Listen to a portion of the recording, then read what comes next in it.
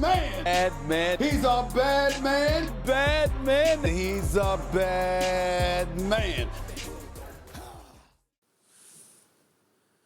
Okay, guys, so welcome back to another episode of Vinod Says So. And today I'll be sharing an interesting story from a past experience in my life. And as embarrassing as this is, and as bad as this is, and as much as I don't want anybody else in the world to know it, I felt the message here was too strong to ignore because I believe a lot of guys are doing this again.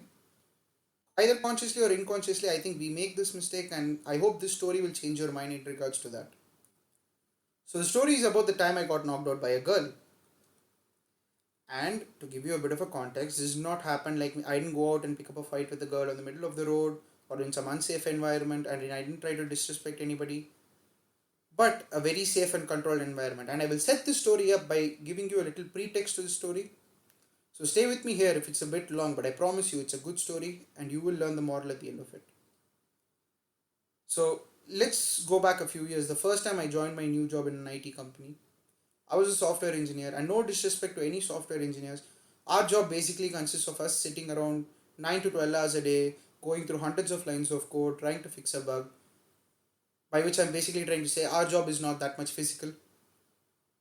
And there is a good chance that a lot of people who are working in the IT industry tend to put on a few pounds, tend to go out of shape. And a lot of my friends, me included, we were getting this problem. We started going out of shape, we started putting on pounds, and we decided, hey, enough is enough, we're going to go and start working out to get into shape. And God bless all my friends, they all went and joined the gym, they pumped iron, they got into good shape, but that was not my thing.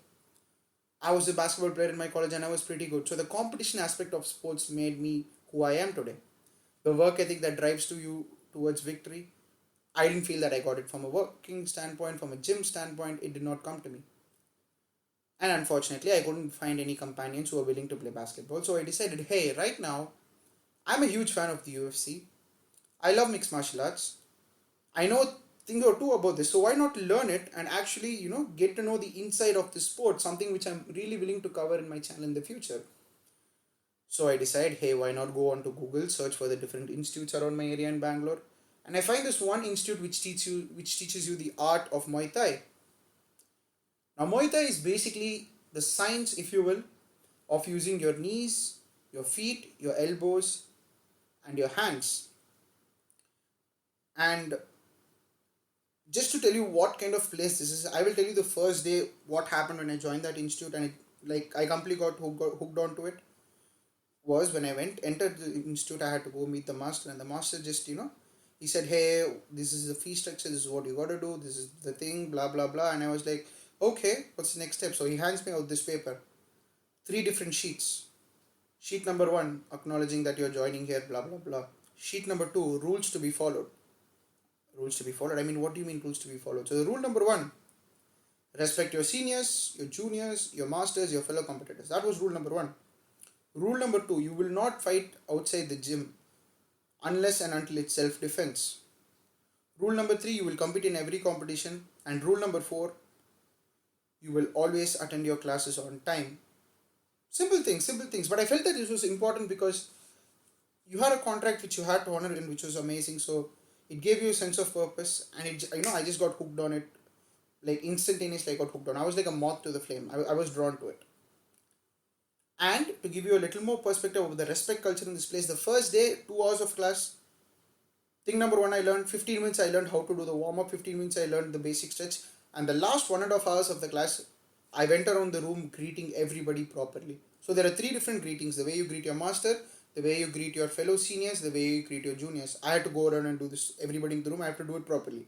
If I make a mistake in one place, I have to start from the beginning. So that took about 2 hours, so I extended another half an hour from the practice first day. But I'm just telling this to you because that was the respect that culture had. Mixed martial arts, it's not a bunch of hooligans who come there. It's a place of respect and self-defense. So this story happens about 9 to 10 months in, and by this time I've become pretty good. I've competed in various tournaments. In fact, the last 2 tournaments I competed, I placed within the top 8 and in the top 4. And a month from the time this story happened, we had a national tournament. So there were a lot of people. Unfortunately I was not eligible for it, but there were a lot of people who were competing for that and who were sparring on a regular basis. Now sparring is one of the most interesting thing which you will have in practice. So I go in there, and to tell you what sparring actually is, sparring is a controlled physical environment where you will go in to practice your kicks, your punches with the opponent, how they react, what they do, what they don't do. You have to adjust and adapt, but it was safe. And rule number one, and the only rule I know about sparring, you never compete with anybody who's under your weight category. You always compete with somebody with the same build as you. So that was the basic rules of sparring, and you never broke that rule. Interestingly, on that day, I go into workout. I do the basics, I do 15 minutes of my stretch, 15 minutes of my warm up. I go into the heavy bags, into the speed bags. I do the other combination practice, and I have half an hour left, and I want to spar because that's the most interesting thing. So I go to my master and I say, hey, I'm looking for a spar. Is there somebody, is there the regular guy I spar with or somebody similar to that? He's like, no. And he looks around and he sees this girl who's a national champion in the under 60 kilos weight category. And he tells, why don't you spar with her? Now I'm a bit hesitant. Not that she's a girl and all, but that girl competes in 60 kilos. I compete in the under 90 kilos. We have a 30 kilo weight disparity. For those of you who do not know the significance of that, one missed punch from me, there is a chance this girl could be knocked out. One missed kick, there is a chance she could have a fractured leg. That's how serious this sport is, especially when you're sparring and when you do not wear guard. The reason you do not wear guard in spar is to simulate the real life fight situation and to adapt much better. This was not a good idea. And I go to my master and I tell him, hey sir, with all due respect, I don't think this is a good idea. There's a chance I could hurt this girl. There's a chance she could get knocked out. My master looks at me disgusted. He thinks this is his star pupil. This is his national champion. Like I'm nothing there.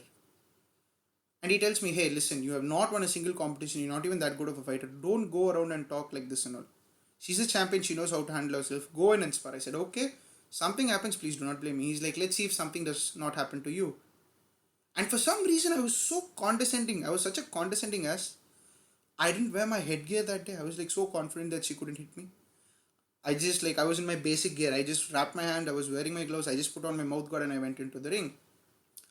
And this girl who comes in, who's a national champion, even she doesn't wear a guard. We start boxing and I tell her before the spar, hey, why don't you wear your guard?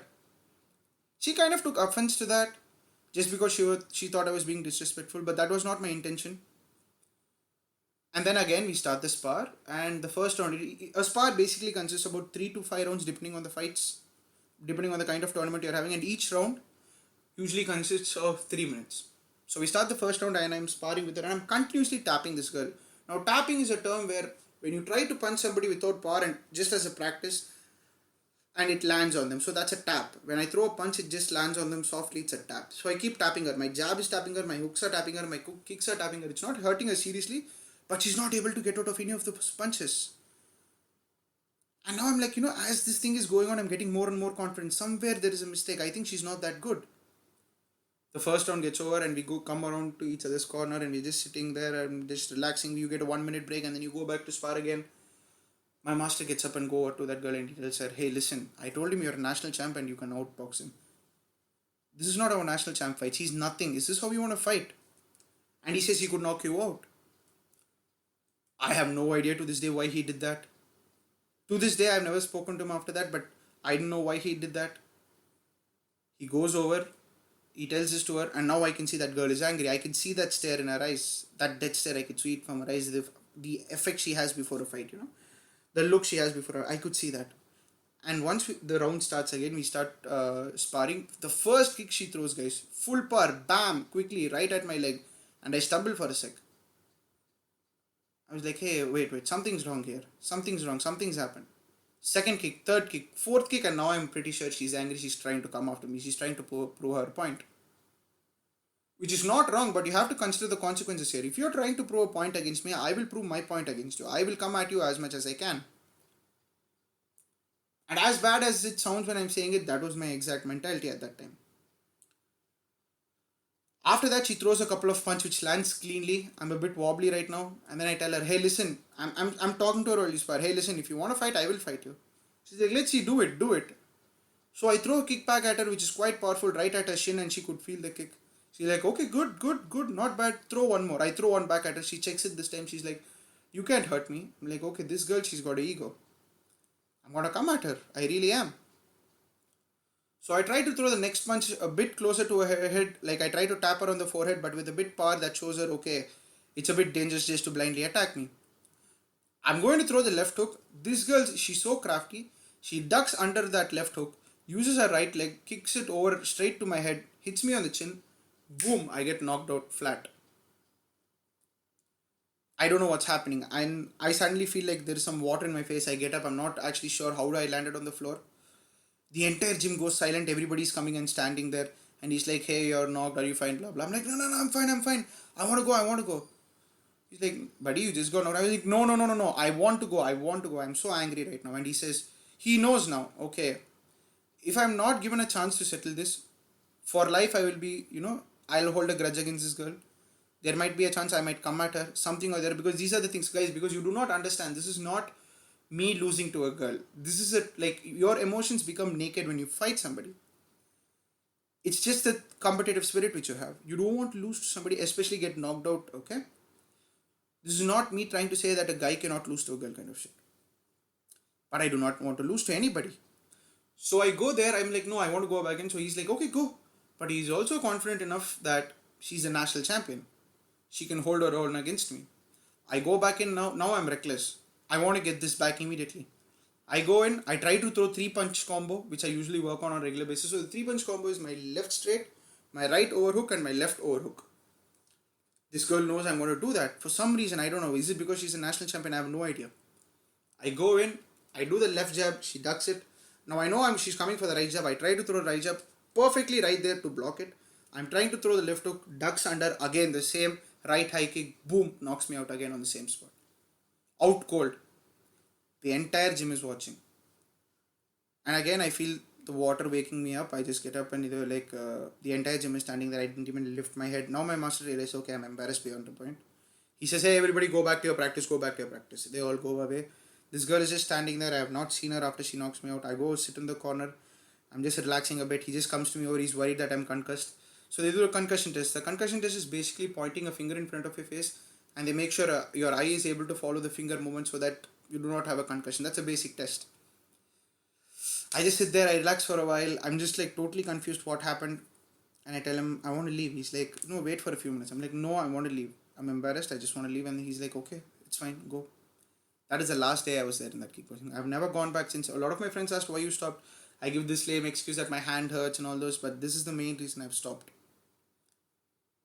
I go back home, I get into a shower and I start thinking, what have I done? And that's when it dawned on me. I just did the biggest mistake which my parents asked me never to do in my life, and that is to never to judge a book by its cover. I just judged a person by their appearance. I thought she's a girl who's 60 kilos. What is she going to do to me? But what I forgot to consider was she had been competing in the sport for more than 3 years. She's a national champion. She's had more than 50 fights in her life. And she's experienced. But just when I looked at her stature, I just threw all of that out the window. And to this day, guys, it haunts me. It haunts me even in my dreams.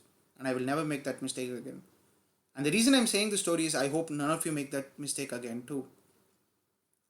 Oh, and by the way, you're all welcome.